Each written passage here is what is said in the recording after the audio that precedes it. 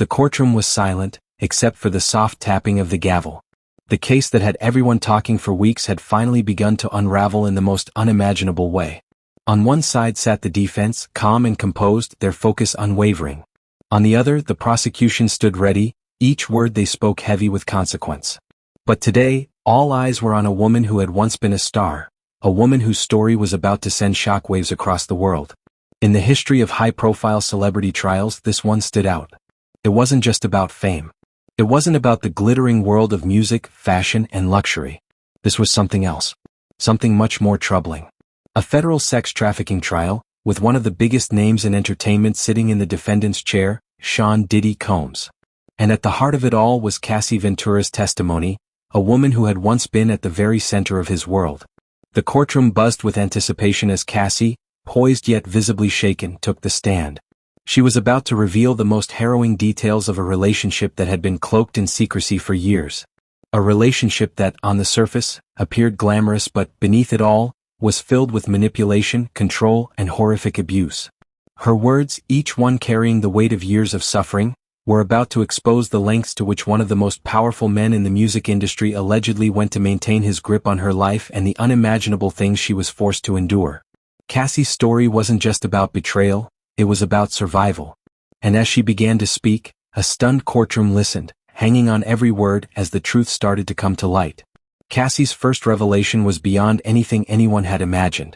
She detailed the freak-offs, a term she used to describe the extended sexual encounters that were orchestrated by Diddy to maintain control over her. These encounters involved male escorts, and the sessions would sometimes last for days. The process, she said, was excruciating not only physically but mentally and emotionally. Cassie recalled feeling humiliated, manipulated, and powerless as Diddy sat back, orchestrating every moment of the abuse. She went on to explain that these freak-offs were not random, but a calculated method Diddy used to control her and keep her in line. This wasn't a matter of consensual intimacy, it was about dominance and submission. Every act was designed to strip Cassie of her dignity, reducing her to nothing more than an object for his pleasure. The control was relentless. If she hesitated, if she showed any sign of resistance, the cycle would begin again. What made this even more disturbing was the fact that these actions were not outliers in their relationship. They were part of a pattern Cassie was unable to escape from, no matter how hard she tried. Diddy's dominance over her was absolute. And as Cassie shared this story, the courtroom became visibly tense. This wasn't just a case of personal betrayal. This was about power and manipulation at the highest level. The second bombshell in Cassie's testimony revealed just how deeply the abuse had affected her mental health.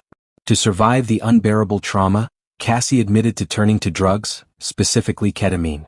The powerful dissociative anesthetic gave her the emotional distance she needed to cope with the horrific events she was enduring. It was the only way I could escape the pain, Cassie explained quietly. This wasn't just about physical pain, the emotional wounds were far deeper. Cassie described how the drugs provided her with a temporary sense of relief, numbing her from the overwhelming sadness, shame, and fear. It was clear that the abuse wasn't just about physical control, it was a systematic effort to break her down, piece by piece, until she no longer recognized herself. In that courtroom, it became painfully evident that Cassie had been trapped in a cycle of emotional devastation. The drugs, the isolation, the manipulation, they were all part of the same toxic web that Diddy had woven around her.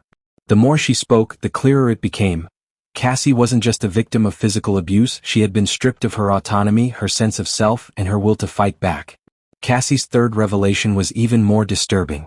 She revealed that Diddy had filmed their sexual encounters, using the footage to manipulate and control her. The recordings, she claimed, were meant to hold her hostage emotionally. Diddy allegedly threatened to release the videos that were incredibly personal and explicit, if she ever tried to leave him or speak out. I was terrified, Cassie said. He held those videos over my head like a sword, always threatening me with them. I couldn't leave, I couldn't escape because I knew that if I did, he would destroy me. The power dynamics at play in Cassie's relationship with Diddy were staggering. This wasn't just about physical violence or emotional manipulation, it was about using technology and media as weapons. The idea of having intimate moments turned into tools for blackmail was chilling. It was a tactic that Diddy allegedly used to make sure Cassie stayed in line, to make sure she was never free. As Cassie shared this bombshell, the courtroom seemed to freeze. The sheer magnitude of what she was describing was overwhelming. She wasn't just a victim of abuse, she was a victim of a man who used every tool at his disposal to control her. Cassie's next bombshell was the revelation of the physical abuse she had endured. She spoke about a 2016 incident in which she was brutally assaulted by Diddy in a hotel hallway. Surveillance footage from the night was shown in court, and it left no room for doubt. Cassie had been violently thrown into a hallway, assaulted and left bruised. Her voice trembled as she recounted the details of that night. "It felt like I was being punished," she said. "Like nothing I did could ever make him happy." The footage, which had been kept from the public for years, shocked everyone who had followed the case. It was a harrowing moment that brought the full extent of the abuse to light. Diddy wasn't just emotionally and psychologically abusive, he was physically violent as well.